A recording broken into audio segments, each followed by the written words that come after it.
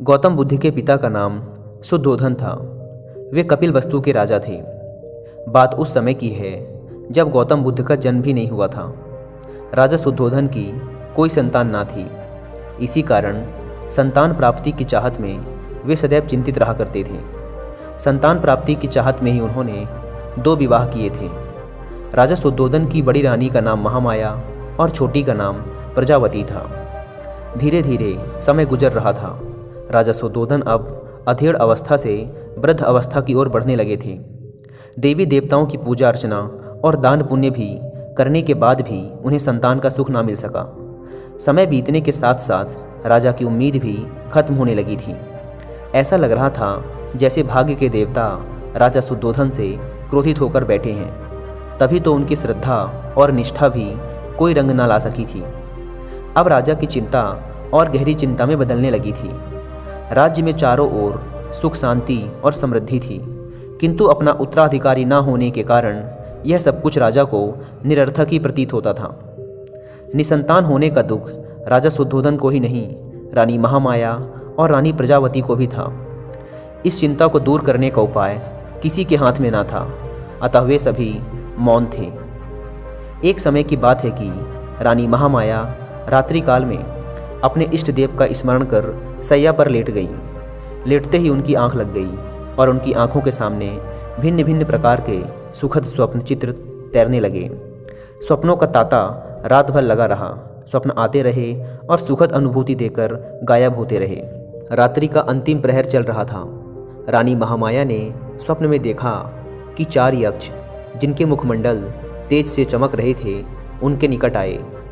यक्षों ने रानी को प्रणाम किया और पुष्प के समान बड़ी कोमलता से उन्हें उठाकर एक ओर उड़ चले। जिस वायुमंडल से होकर यक्ष रानी को लेकर उड़ रहे थे, उसमें बड़ी ही मनमोहक सुगंध फैली हुई थी।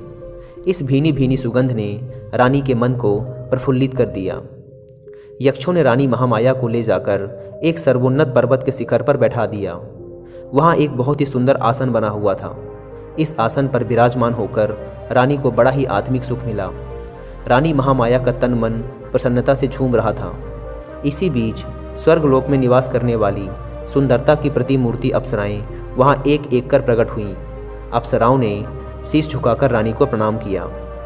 देवी, एक अप्सरा रानी से बोली, आपके स्नान का समय हो चुका है, कृपया स्नान के लिए प्रस्थान कीजिए। रानी कुछ ना बोली, उठकर उनके साथ चल दी। अप्सराएं रानी को ले मंगल गीत गाती हुई एक सरोवर के पास पहुंची। सरोवर अत्यंत सुंदर था और उसमें श्वेत कमल पुष्प शोभामान थे। अप्सराओं ने रानी को ले जाकर सरोवर के मध्य खड़ा कर दिया और मलमल कर स्नान कराने लगी।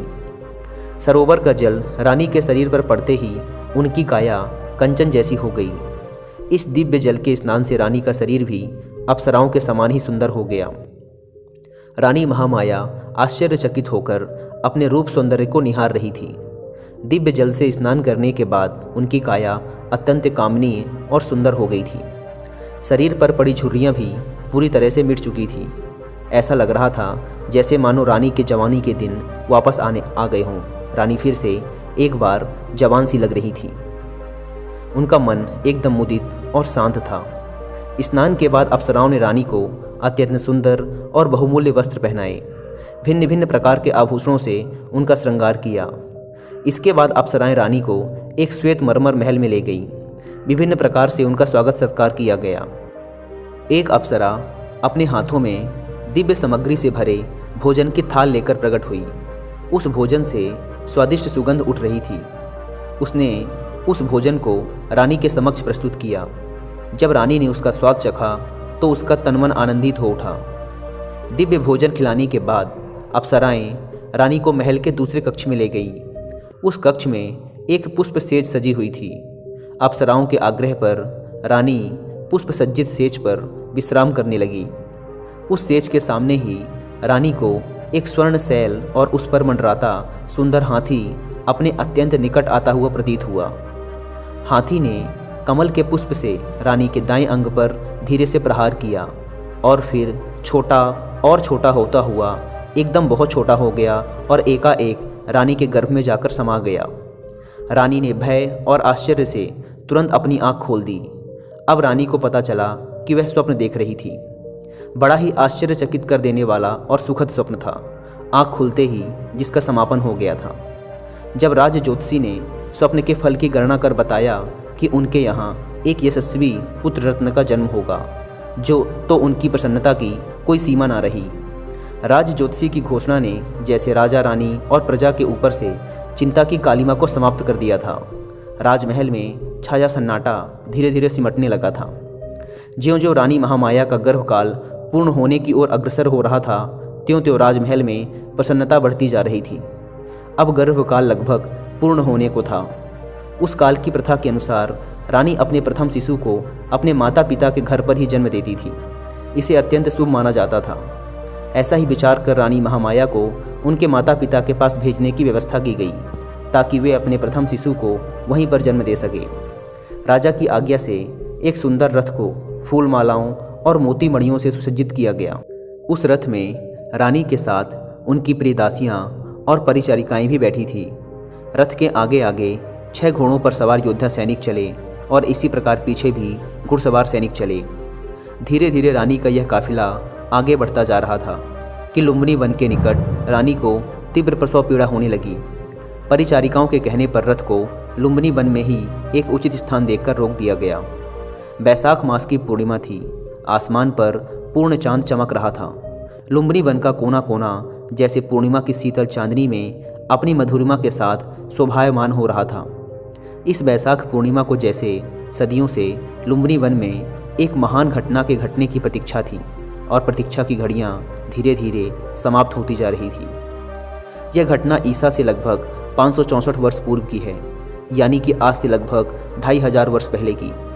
रानी महामाया प्रसव पीड़ा से आकुल लुम्बिनी वन में पुष्पों से आच्छादित वृक्ष के नीचे विश्राम कर रही थी, और परिचारिकाएं उनका तरह तरह से ध्यान रख रही थी।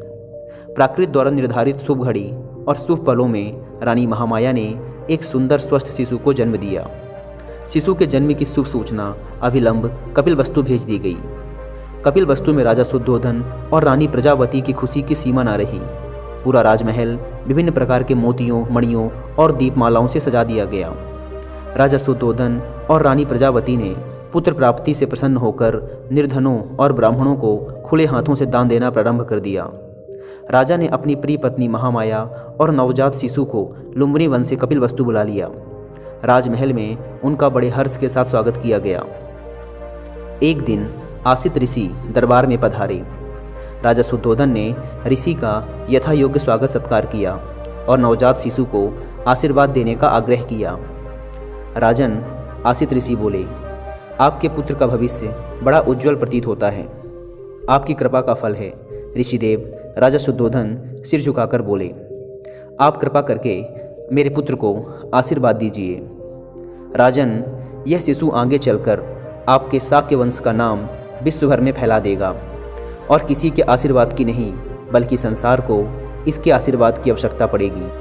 इतना कहकर आसित ऋषि ने बालक के सर पे हाथ रख दिया।